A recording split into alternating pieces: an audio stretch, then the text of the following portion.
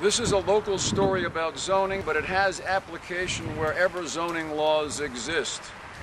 This is Bedford City, as they call it. You and I might say it's a small town. It stands more or less in the middle of Bedford County, which is still primarily a rural county in southwest Virginia. Yet the tightening of the zoning laws in this county over recent years has somewhat divided the people in the county about just how much zoning the county needs. This is the problem with the zoning law as some saw it.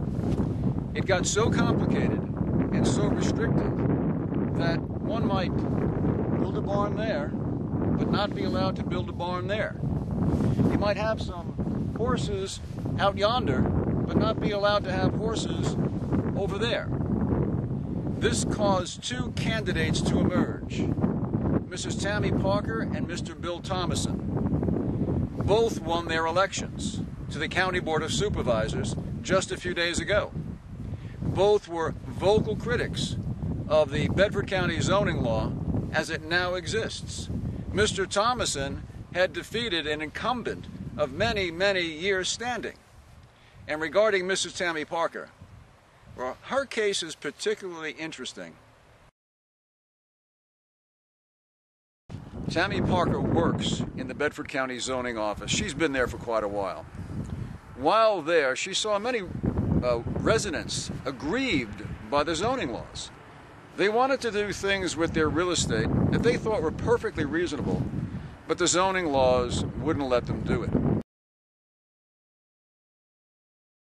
Parker also saw how the zoning laws impeded, as she viewed things, the reasonable growth of business.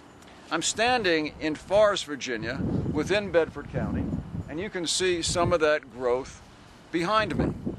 It was for these reasons that Parker was motivated to run for and win a seat on the Bedford County Board of Supervisors.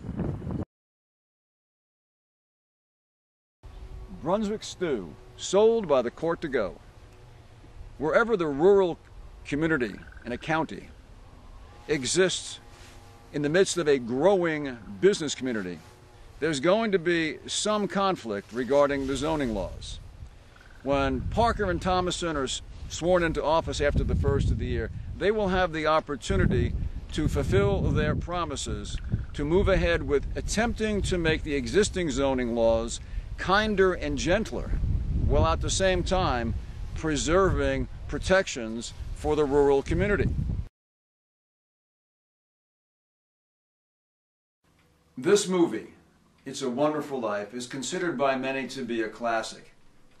It's about a fictional small town, Bedford Falls, and the close-knit community there that manages to get through the Great Depression, the failure of the town's only savings and loan, and all the troubles caused by World War II without losing the town's sense of harmony.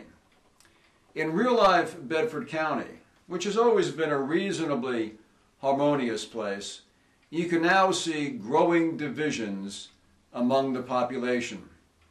It's the zoning law. Zoning can divide. It divides not only properties, but it can also divide the folks in an otherwise harmonious community. I hope to be following this story with more reports. This is Louis Setti, the Blue Ridge Reporter.